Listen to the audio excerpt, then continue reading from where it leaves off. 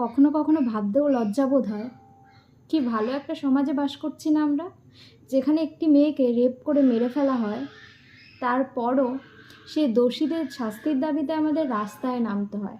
কেন বলুন তো? আমাদের রাস্তায় নামার আগেই সেই দোষীদের শাস্তি হয় না। কিছু অসৎ মানুষের বাড়ির সামনে বড় বড় গেট থাকে, আর তার দুপাশে আইনি পাহারাদার দাঁড়িয়ে থাকে। আর যেই মেয়েটি ধর্ষিত হলো, মারা গেল, তার বাবা মাকে এটা বোঝানো হয়, আপনারা এটা মনে করুন আপনাদের মেয়ে সুইসাইড করেছে। কেন বলুন তো? এইভাবে আর কতদিন অপরাধীদের সেভ করে রাখা হবে, সেটা একটু জানতে চায় আমাদের এই অবুঝ মনগুলো। হাজারো মেয়ে মানুষ তো, জানতে বড্ড ইচ্ছে হয়, জানাবেন।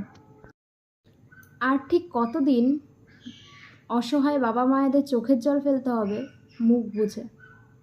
কেন তারা সুবিচার পাবে না একটু বলতে পারে? আমাদের মেয়েদেরই বলুন তো কেন পথে নামতে হবে ভয়ে, রাস্তায় ভয়ে চলতে হবে? কেন চলতে হবে?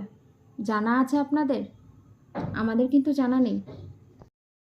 একটু সুবিচারের আশায় বাবা মারা ফেলবে নীরবে চোখের জল, আর কিছু দোষীরা মত্ত থাকবে আনন্দে আমোজে।